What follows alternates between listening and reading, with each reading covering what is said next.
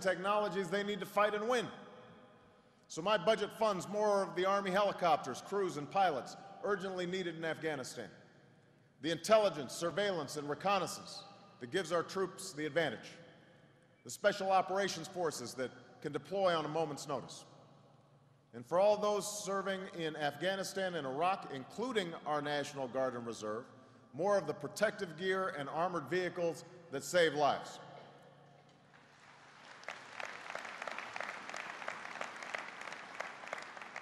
Now, as we fight in two wars, we will plan responsibly, budget honestly, and speak candidly about the costs and consequences of our actions. And that's why I've made sure my budget includes the costs of the wars in Iraq and Afghanistan. In Iraq, after more than 6 years, we took an important step forward in June. We transferred control of all cities and towns to Iraq's security forces. The transition to full Iraqi responsibility for their own security is now underway. This progress is a testament to all those who have served in Iraq, both uniformed and civilian. And our nation owes these Americans and all who have given their lives a profound debt of gratitude.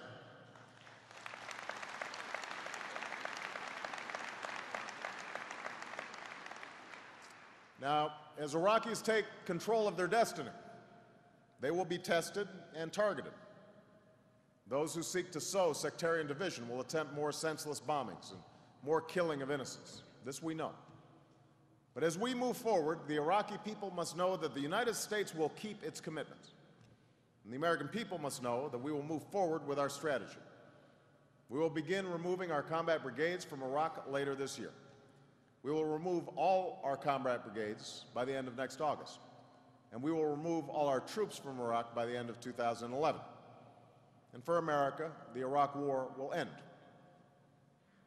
By moving forward in Iraq, we're able to refocus on the war against al-Qaeda and its extremist allies in Afghanistan and Pakistan.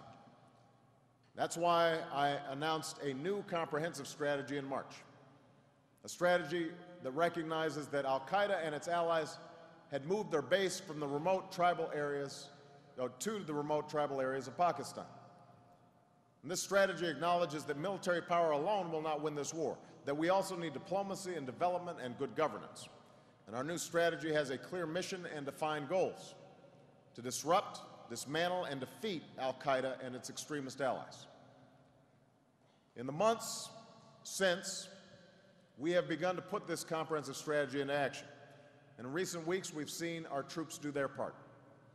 They've gone into new areas, taking the fight to the Taliban in villages and towns where residents have been terrorized for years.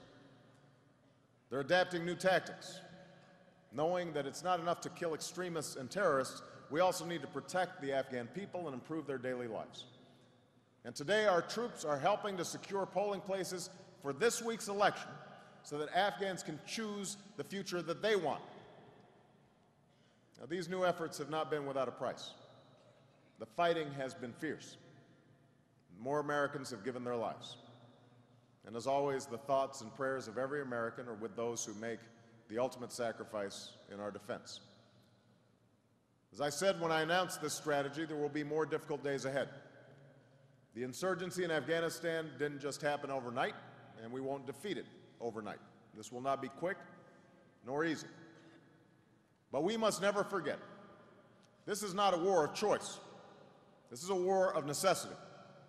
Those who attacked America on 9/11 are plotting to do so again. If left unchecked, the Taliban insurgency will mean an even larger safe haven from which al-Qaeda would plot to kill more Americans.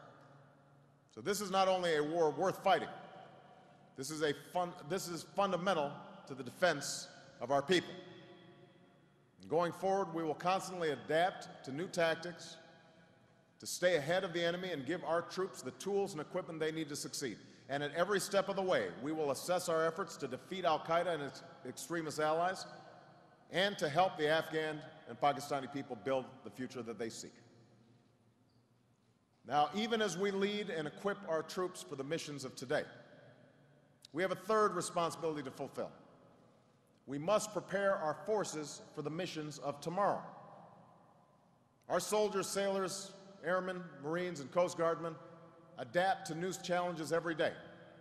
But as we know, much of our defense establishment has yet to fully adapt to the post-Cold War world, with doctrine and weapons better suited to fight the Soviets on the plains of Europe than insurgents in the rugged terrain of Afghanistan. 20 years after the Cold War ended, this is simply not acceptable. It's irresponsible. Our troops and our taxpayers deserve better. And that's why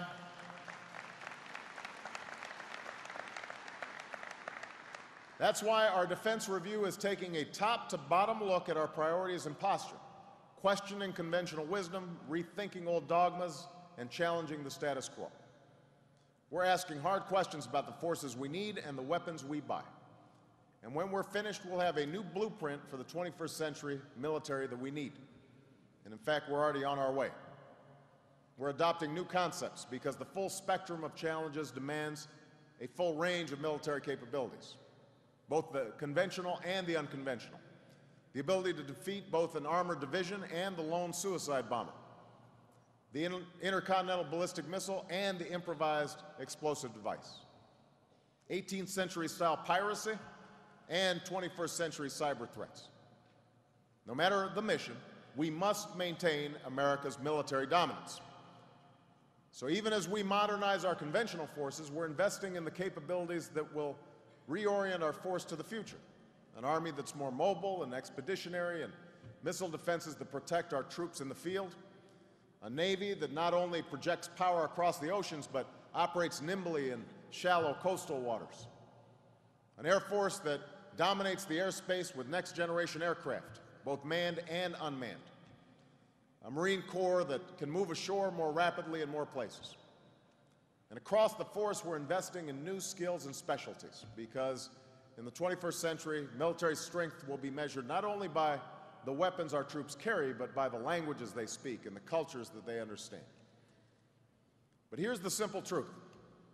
We cannot build the 21st century military we need and maintain the fiscal responsibility that America demands unless we fundamentally reform the way our defense establishment does business. It's a simple fact. Every dollar wasted in our defense budget is a dollar we can't spend to care for our troops or protect America or prepare for the future. You've heard the stories. The indefensible no-bid contracts that cost taxpayers billions and make contractors rich. The special interests in their exotic projects that are years behind schedule and billions over budget. The entrenched lobbyists pushing weapons that even our military says it doesn't want. The impulse in Washington to protect jobs back home, building things we don't need, has a cost that we can't afford. This waste would be unacceptable at any time, but at a time when we're fighting two wars and facing a serious deficit, it's inexcusable. It's an affront to the American people and to our troops, and it's time for it to stop. And this is not a Democratic issue or a Republican issue.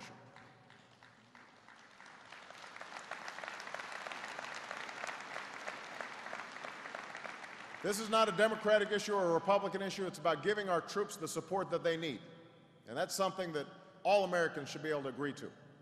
So I'm glad I have as a partner in this effort a great veteran, a great Arizonan, and a great American who has shown the courage to stand and fight this waste, Senator John McCain.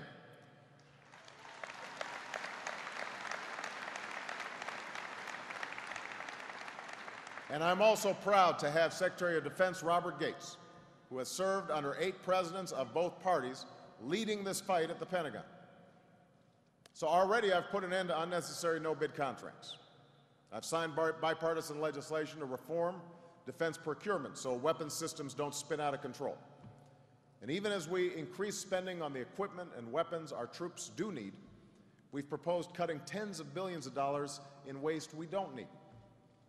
And think about it, hundreds of millions of dollars for an alternate second engine for the Joint Strike Fighter, when one reliable engine will do just fine.